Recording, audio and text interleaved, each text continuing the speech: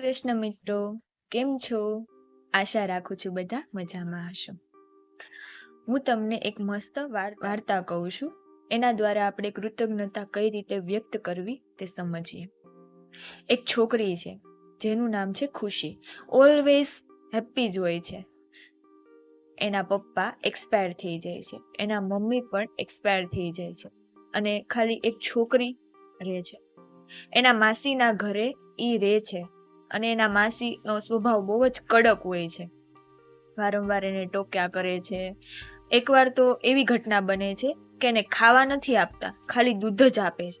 તો પણ એમાં થેન્ક યુ, ગ્રેટિટ્યુડનો આભાર વ્યક્ત કરે છે કે જમવાનું મળ્યું તો કઈ નહીં, ખાલી દૂધ તો મળ્યું.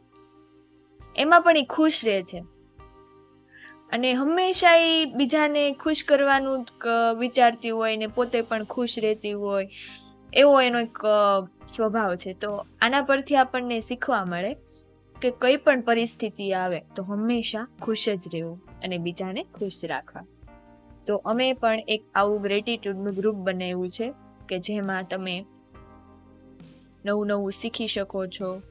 જે લોકો ડિપ્રેસ છે, જેને આમ ડિપ્રેશનમાં જ રહેતા હોય, મતલબ આમ જીવતા હોય પણ મોય મરેલા જેવા, એમ કે આમ એક્ટિવ ન હોય, સેલ્ફ એક્સપ્રેશન બહાર ન આવતા હોય, એ રીતનું જે લોકોનું જીવન છે, અને એને કંઈક નવું ટ્રાન્સફોર્મેશન લાવવું છે, સેલ્ફ ટ્રાન્સફોર્મેશન, તો એ અમારા ગ્રુપમાં જરૂરથી જોઈન કરી શકે છે. Thank you.